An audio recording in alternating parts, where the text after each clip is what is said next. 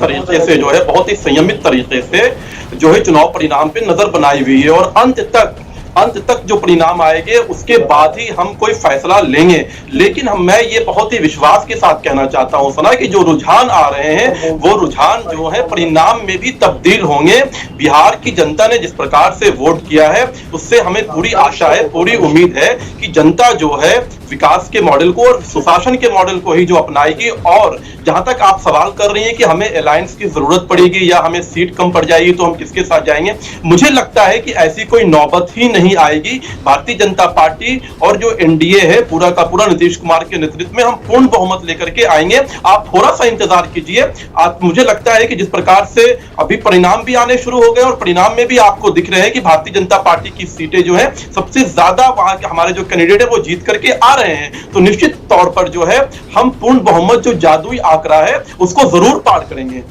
जी, तो इस वक्त की बड़ी खबर विशाल लेते हुए चले। एनडीए के खाते में 13 सीट चली गई हैं, वहीं आरजेडी प्लस के खाते की अगर हम बात करेंगे तो 5 सीटें जाती हुई दिखाई दे रही। तो बिहार पर हमारी नजर तो बनी हुई है, लेकिन मध्य प्रदेश की अगर हम बात करेंगे, मध्य प्रदेश में भी काफी दिलचस्प मुकाबला देखने को मिल रहा है। लेकिन दिलचस्प तो है, लेकिन कांग्रेस ने जिस तरीके से तेवर इख्तियार किए थे उस तेवर पर खरी उतरती हुई दिखाई नहीं दे रही। लीड तो 7 सीटों पर कर रही है, तो वहीं बीजेपी 17 सीटों पर लीड करती हुई दिखाई दे रही। बीजेपी ने 3 सीटों पर जीत अब तक मध्य प्रदेश में। पप्पू यादव को जरा सुनते हैं, पप्पू यादव क्या कह रहे हैं। ज्यादा डैमेज किया, जो सोच थी बीजेपी की वो सफल हुए, लेकिन नीतीश कुमार जी का जो वोटर है वह तटस्थ रहे। मुझे लगता है कि वो वोटर नीतीश कुमार जी से अलग नहीं हो पाए और वो नीतीश कुमार के कारण बीजेपी को भी वोट पड़ी और नीतीश को भी और उनके गठबंधन को भी। मोटे तौर पर आपको क्या लगा है? देखिए, जो हालात हैं, जो परिस्थितियां हैं, मुझे लगता है कि जो मेजॉरिटी दिखाई जा रही है बहुत ज़्यादा मेजॉरिटी तो होगी नहीं। अब 120, 122 कहीं ना कहीं रुकेगी, कहीं ना कहीं 121। हालात सही नहीं है और मुझे लगता है कि अपर हैंड एनडीए का है और अपर हैंड यदि एनडीए का है तो सरकार वही बनाएगी जो हालात है उसमें कोई बहस के मुद्दे तो है। और जब चुनाव के परिणाम सुबह में ठीक थे तब तो ईवीएम पे सवाल नहीं उठ रहे थे, लेकिन अचानक से उदित राज ने ट्वीट करके ईवीएम पर सवाल खड़ा किया है और इलेक्शन कमीशन ने साफ स्पष्टीकरण दिया है कि देखिए ईवीएम फुल प्रूफ है, इस पर कोई टेम्परिंग नहीं। मैं ईवीएम को हटना तो चाहिए। ईवीएम से चुनाव, बैलेट पेपर से चुनाव हो।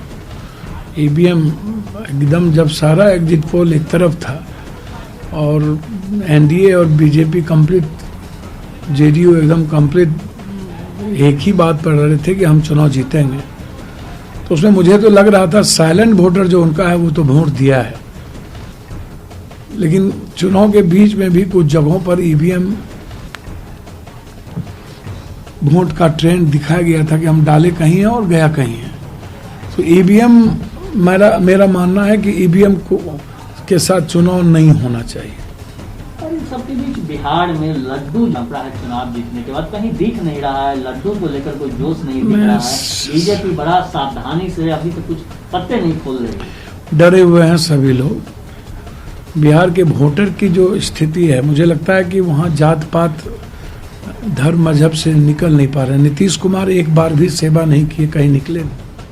तो जन अधिकार पार्टी के लीडर पप्पू यादव को आप सुन रहे थे। हालांकि पप्पू यादव इस तरह से रिएक्शन कभी देते नहीं है, जोश और वलवला विशाल उनके रिएक्शन में रद्द-ए-अमल में देखने को मिलता है। आज बड़ी मायूसी भरे अंदाज में वो कह रहे थे। इस वक्त इस बीच बड़ी खबर आ रही है, बता दूं आपको कि वो क्यों मायूस हैं कि चूंकि मधेपुरा जहां से वो खुद चुनाव लड़ रहे हैं वहां से लगातार पप्पू यादव पीछे चल रहे हैं। मतलब अपनी सीट भी वो बचा ले, ऐसा उनको कम ही नजर आ रहा है कि वो अपनी सीट बचा पाएंगे। हालांकि वो एक अलायंस के साथ हैं और जैसा बार बार नतीजों से सामने आ रही है बात कि जो छोटी पार्टियां हैं या छोटी पार्टियों का अलायंस है उससे ज्यादा अवाम ने तवज्जो नहीं दी है, सिवाय एमआईएम को छोड़कर। एमआईएम 4 सीटों पर लीड कर रही थी, अभी वो आंकड़ा थोड़ा ऊपर नीचे हो रहा है, कभी 3, कभी 4, कभी 5 तक गया, लेकिन बाकी तमाम छोटी पार्टियां जो है वो अपना वजूद बचा लें, यही बहुत बड़ा सवाल उनके सामने। जाहिर सी बात है। और कहीं